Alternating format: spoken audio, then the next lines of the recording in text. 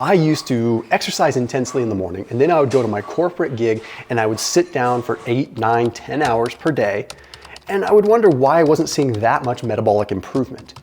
It's interesting because we are told that as long as we get 150 minutes of moderate intensity exercise per week, we're considered healthy.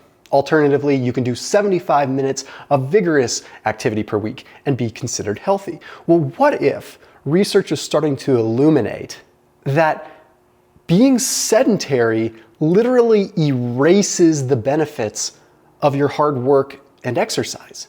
Now, I'm not trying to discourage you, because don't worry, there's very, very, very good news alongside this. Now, first we have to look at a study that helps us understand being sedentary. Okay, so it took a look at people that are sedentary less than 4 hours per day and compared them to subjects that sat down between 4 and 8 hours. Subjects that sat down between 4 and 8 hours only had like a 2% increase risk of dying.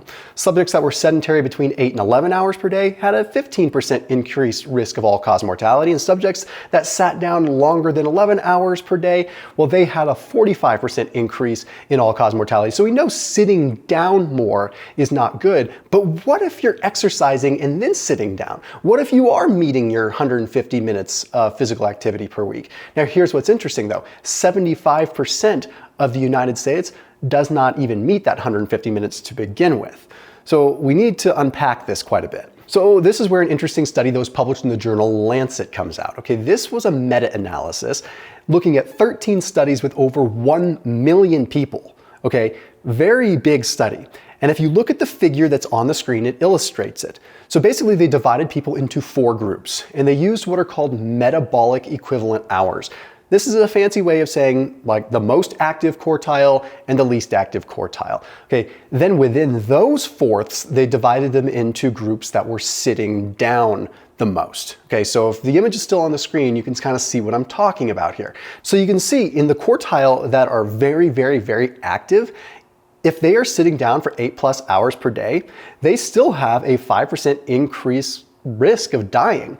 So what that tells us there is that even in the super athletic group, sitting down still offsets the exercise a little bit. But what we have to pay most attention to is the moderate activity group, like the 16 metabolic equivalent hours. So this is where you would still be meeting the 150 minutes of exercise per week minimum requirement. Okay, so you're still meeting that, but in this case, if you're sitting down for 8 hours or more per day, you have a 25% increased risk of dying. What am I saying with this? What this means, we need to stop looking at our total minutes of exercise, and we need to be paying attention to our total minutes of being sedentary. Being less sedentary is more important than exercise if you really look at the data. So when you're looking at the main basic amount of exercise we're supposed to get, if you do that and then you sit down for 8 hours per day, you're essentially offsetting that. Now, there's another figure now that you'll see on the screen, and this demonstrates that if this is TV viewing time as a subcategory, it increases all-cause mortality even more. Probably has to do with the fact that when you're sitting down and watching TV, you're also probably eating, you're probably bombarded with blue light, there's a bunch of other different things. Okay, don't get me wrong here though. Okay, obviously exercise has huge benefits. Huge benefits when it comes down to cardiovascular disease risk. Huge benefits when it comes down to insulin resistance. Huge benefits when it comes down to glucose management. And up until recently, we saw pretty big improvements in plasma triglyceride levels. But now we see some interesting evidence that suggests that, well, once again, sitting down might be erasing those benefits from your exercise. Now, I'm a nutrition guy, so I'm gonna make a note here that I think is very important. I don't think these studies necessarily consider that people are being sedentary and then consuming a bunch of carbohydrates. That can certainly impact things, right? That can elevate serum triglycerides, that can elevate all kinds of things. So even if people are active in the morning, and maybe they consume some carbohydrates surrounding their workout in the morning, and then they're sedentary for 10 hours the rest of the day, and they're eating carbs like crazy because they figure, oh, I worked out, it's fine, I'm gonna burn them. That's not always the case, because if you're sedentary, that is in the literal moment, and that is not necessarily going to equate to a license to eat a bunch of carbohydrates when you know you're not gonna be moving. The carbohydrates should be allocated surrounding the time that you're active, and when you're sedentary, you might wanna modulate that a little bit unless you're an athlete, right? So for most people, I think it matters. So I think it's really important to have like lower carb, like high protein snacks on hand, things like that. I put a link down below for Thrive Market if you need some ideas with that. Things like chomp sticks, things like beef jerky, things like seaweed snacks, things like protein shakes. I think those make sense for things that you should be consuming when you are more sedentary. You can divide your day into more active phases and more sedentary phases and eat accordingly, okay? Then when you're more active, sure, it's a little bit more of a license to have some fruit, have some good, healthy, nutritious carbohydrates. But when you're not active, modulate that. So that link down below for Thrive Market is really cool because you can search for those kinds of things. You can search for meat snacks like chomp sticks, turkey sticks, all kinds of stuff. And you will save 30% off your entire first grocery order. So stock up on that first order because you'll save that 30%.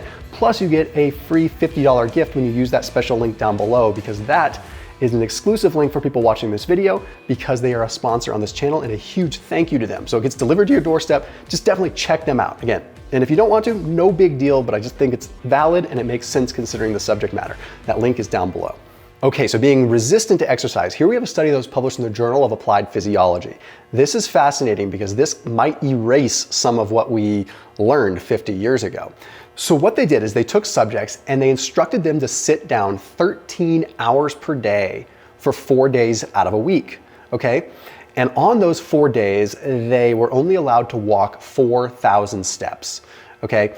And then they divided it into two arms. So the first arm, they had them do no exercise along with that protocol. No exercise whatsoever. The second arm, they had them do that exact same thing, okay? So no more than 4,000 steps, sitting 13 hours a day, except they had them do 1 hour of 65% VO2 max exercise on a treadmill first thing in the morning, okay? What they found is that there was no difference between the two groups in terms of plasma triglycerides and metabolic benefit. So what that tells us is that the exercise did not matter when people were sedentary for that long.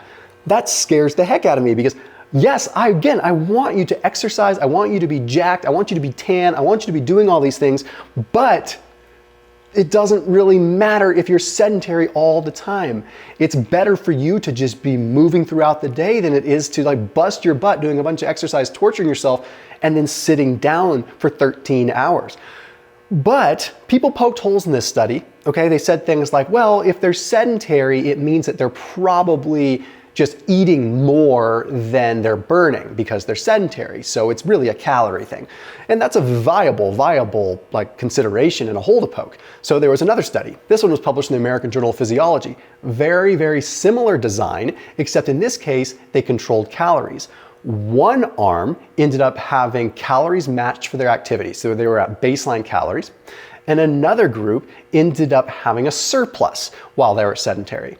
Guess what? Exercise failed to induce benefits in either group. Why? Because it did not matter how many calories they were consuming. All that mattered was that they were sedentary.